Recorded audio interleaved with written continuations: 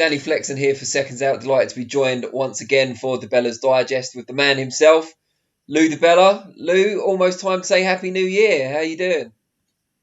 I'm okay, my friend. Belated Merry Christmas and Happy New Year. Happy New Year on the horizon. But I got to tell you, man, it's such a strange time. I mean, I live in a strange country. In the last 2 days, on each of the last 2 days, 1,000 more people died on each day than died on September 11th. Wow. 1,000 more people, 4,000 people a day basically died of COVID. And it's like everybody's desensitized here. You know what I mean? It's sort of like, I think everyone's just sort of like had enough of it, but they're behaving like fools. And even though the vaccine's slowly being rolled out, people are acting like idiots. And as a result, a lot of people are going to get sick and die. And it's sort of depressing. It's a depressing way to end the year. It's just strange. I'm like sort of like flabbergasted by what's going on here compared to how much more responsible people appear to be elsewhere. But other than that, it was, your completely abnormal COVID holiday week, where you can't really see your relatives and friends, and nobody's making merry, and you can't go to a bar or a restaurant or have a party. And but it is what it is, and we're still healthy, and we're able to talk for the 43rd time today. So. The 43rd time. I don't know what you get for like a 43rd anniversary. It's probably not anything too special. Well, it's sort of interesting because we basically started doing this literally as the pandemic began. So it's sort of strange. This has been a dialogue that's gone on throughout the whole thing. So it's sort of interesting, actually.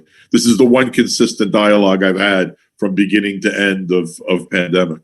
That makes me I'm looking forward to I'm looking forward to the Ryan Garcia Luke Campbell fight. I think that should be a good scrap. It's on kind of in the afternoon for you guys, isn't it? Yeah, it's a little weird too because I also think there's going to be football around it. Yeah. And it's in the afternoon. It's a little strange. I'm going to make a point of watching at least the main event.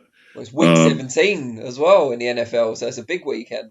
Yeah, no, it's a big weekend in the NFL, so I'll be watching football and also watching the.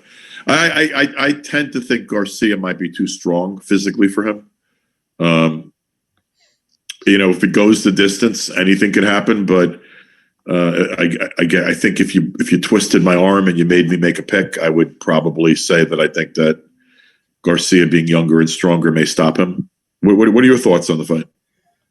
It's so hard to know how good Ryan Garcia is because this is the fight that's going to tell us.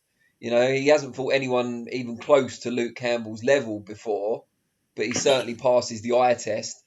And would Golden Boy invest so hugely in him and Reynoso's take him on as well if he wasn't good enough to get to the very top?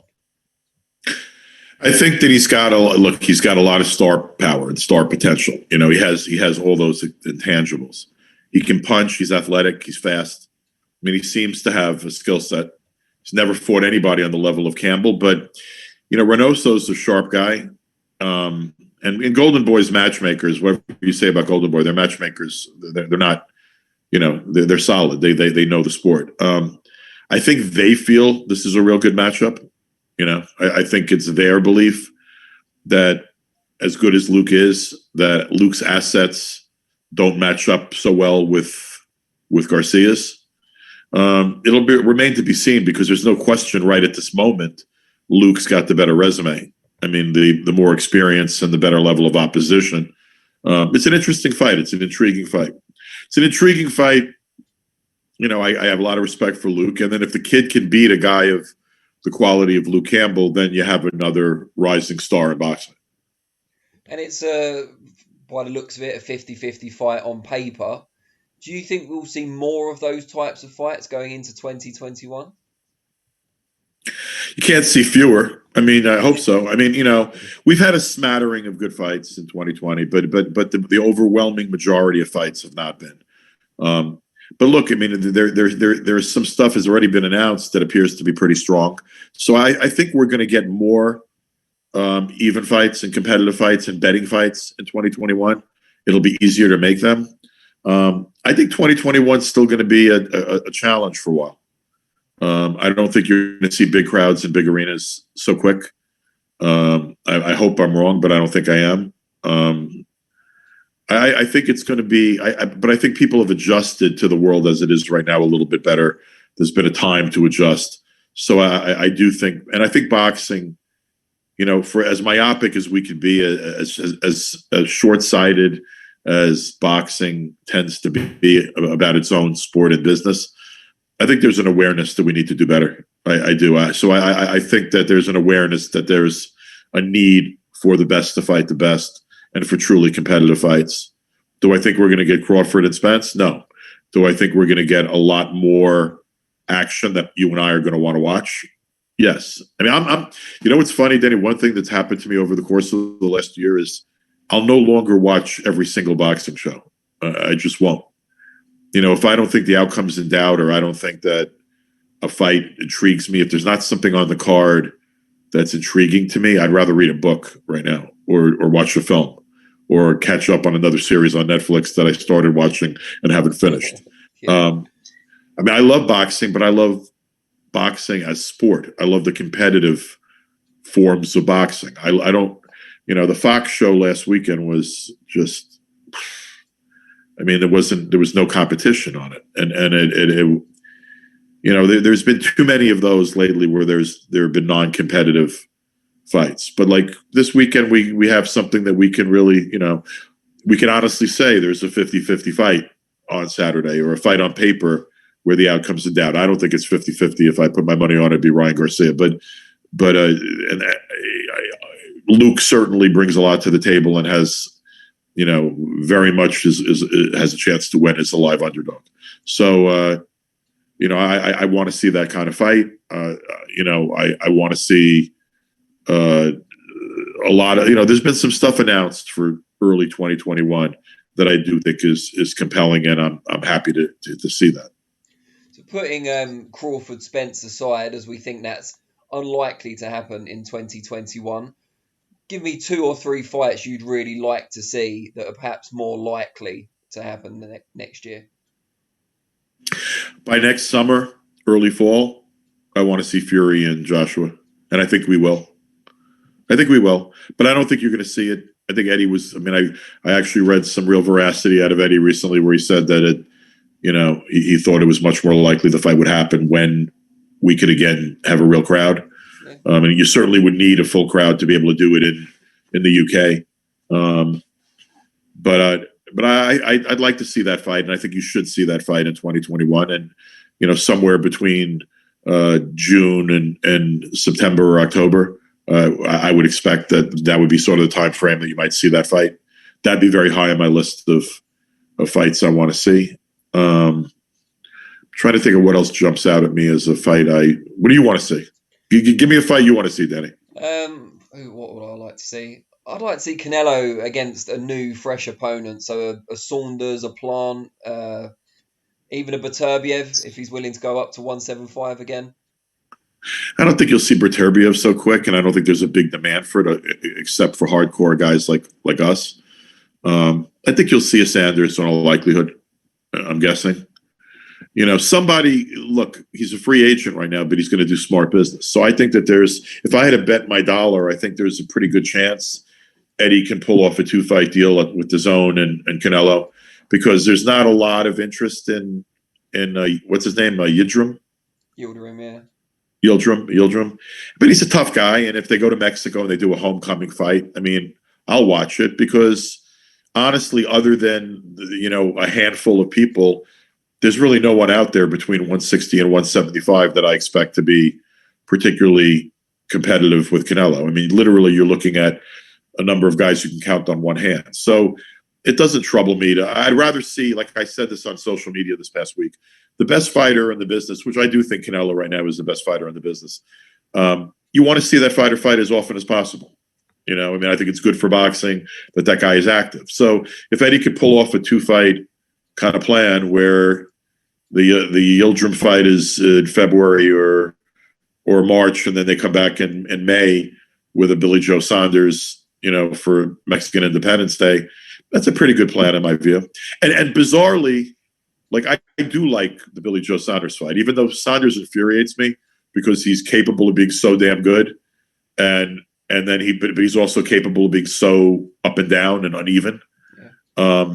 He's not going to be. I'll give him this: when the stakes have been high, he's showed up, and Billy Joe's not my buddy, but if he gets the fight, I have full confidence that he's going to be ready for that night with Canelo, and I think his style is such that it probably could present more problems from Canelo than a lot of other guys that are stronger and bigger.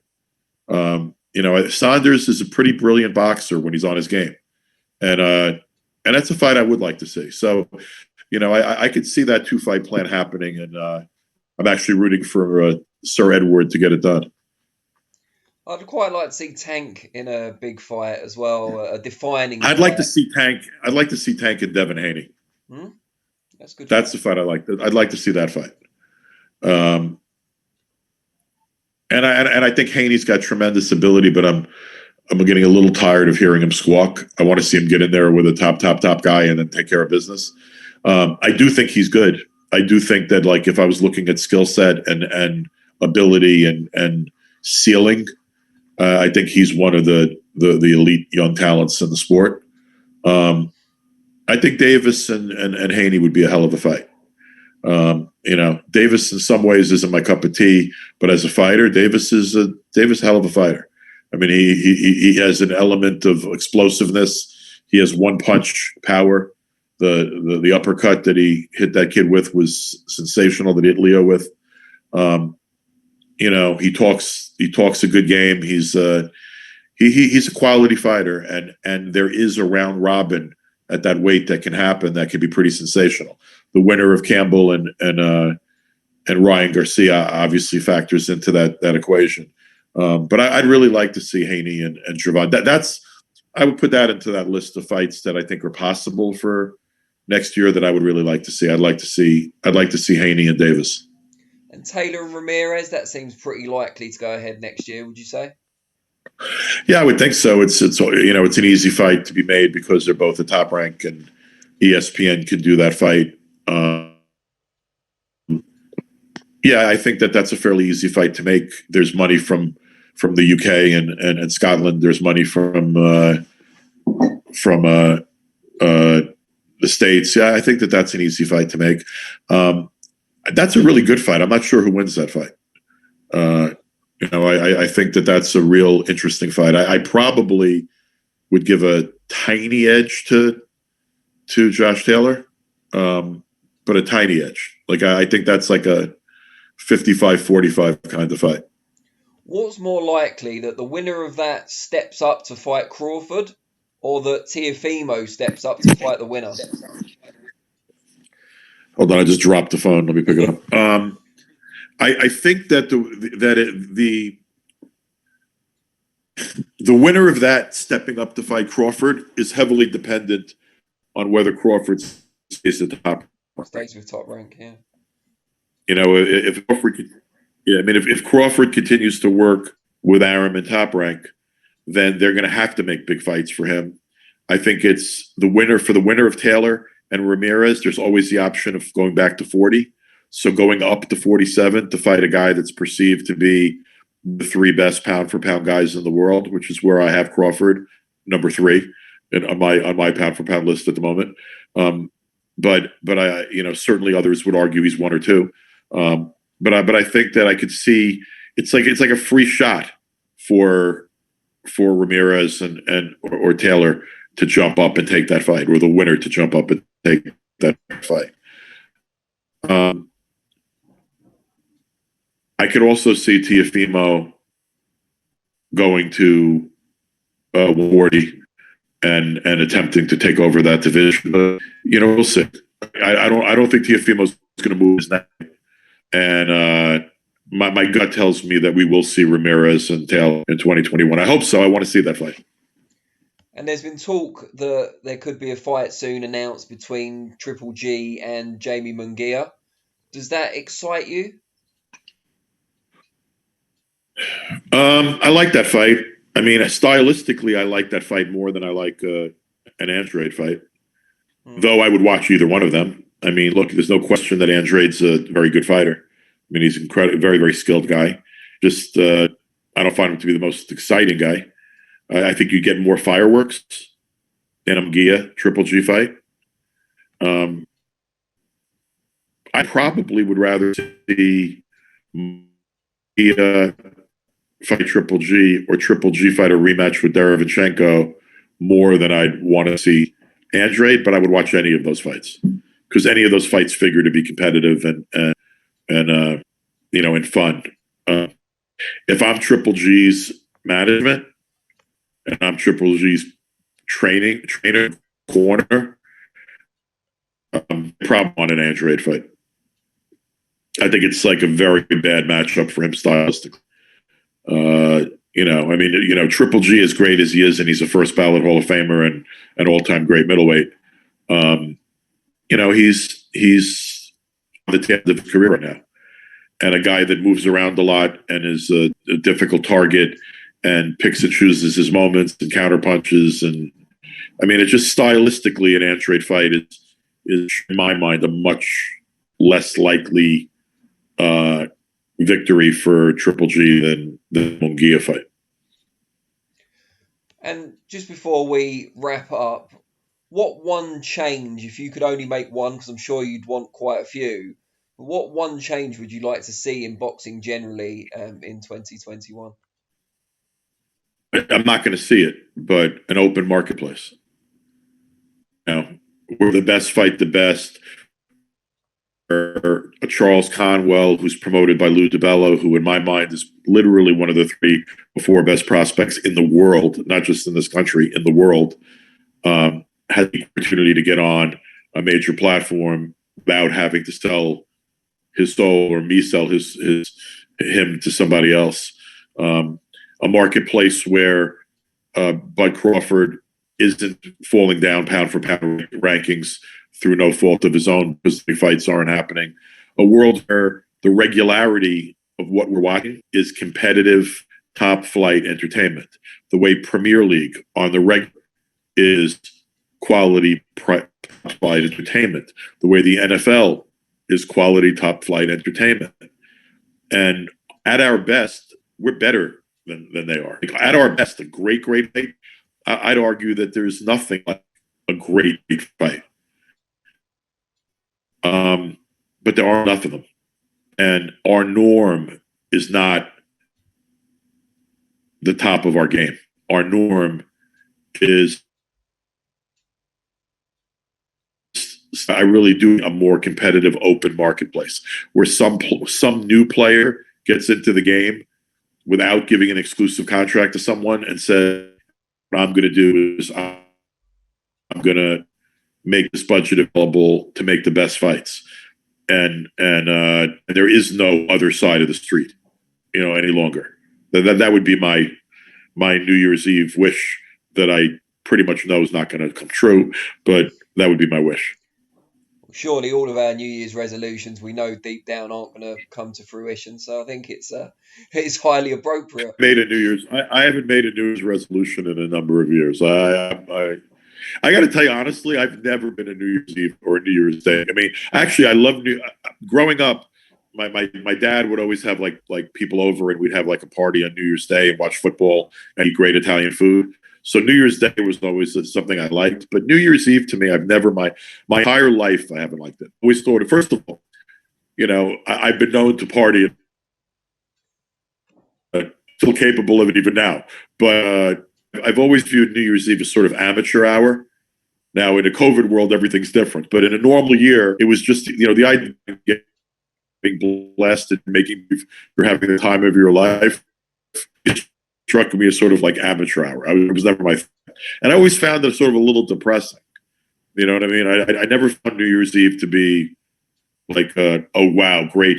Like another year has passed. It just never worked for me. It's an excuse to drink some good champagne, have a little bit of caviar, or eat some good food.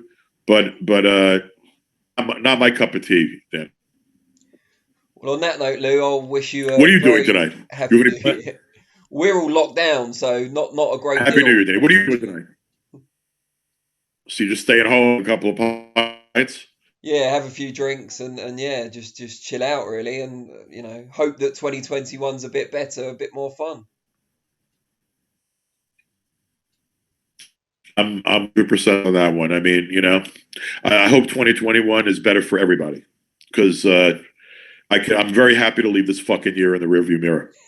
I think we all are. So cheers to all my friends in the UK. Cheers to all my friends on Seconds Out. And Danny, I look forward to week 4.